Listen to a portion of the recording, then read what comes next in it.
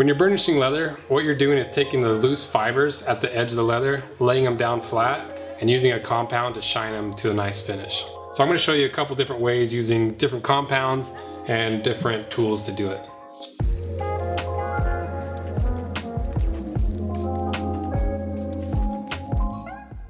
The three most common tools people use for burnishing are a hand burnisher, a Dremel with the burnishing bit, and a burnishing motor that has a sanding drum and a burnishing bit on the end. And the three compounds most people use are water, beeswax, or gum trag. I think it's called gum tragacanth, I don't know.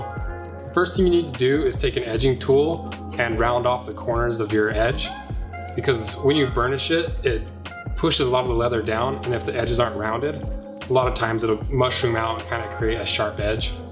Next, what you're gonna do is take some sandpaper and you're gonna run it along the edge, and what you're doing is knocking down all the bigger fibers and starting to lay those other fibers flat. And you can do this with either just like a piece of sandpaper, like some 200 grit, or a sanding drum for the Dremel, or the sanding drum on the burnisher itself. And once you're done with that, grab some finer grit sandpaper, like this is some 500.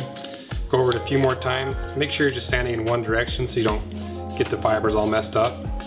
Next, you're going to apply the compounds to the edges of the leather. So for the water, what you're going to do is just put a little bit on the edge.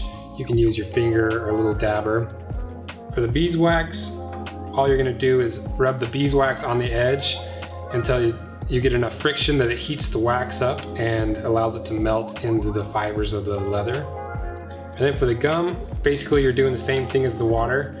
You're just getting enough on there that it gets the entire thing, the entire edge wet. Okay, now we're gonna do the actual burnishing. So for the water, we're gonna use the hand burnisher. For the wax, we'll use the Dremel. And for the gum, we will use the burnishing motor. And all these tools will be available on the site. And if they're not on the site, I'll put links in the description to where to buy them.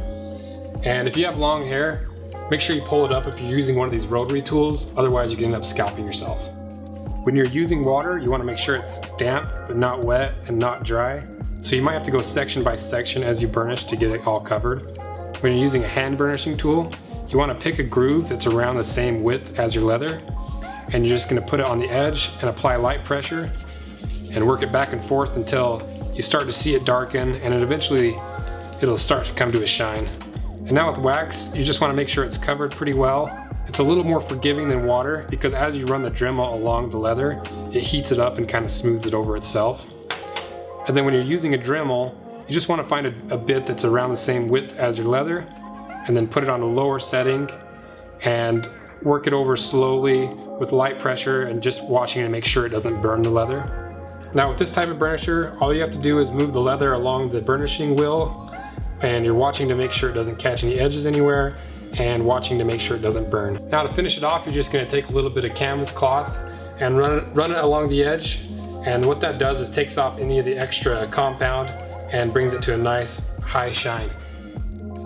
Okay, here's the finished product. We've got water, wax, and gum tragacanth. You can see they all look pretty good. Water's really good because it's a really fast and easy way to do it. It's free because it's water.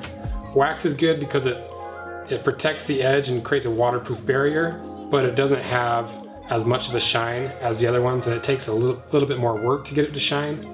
And the gum tragacanth is my favorite because it's really cheap and it protects the leather and it comes to a really nice shine.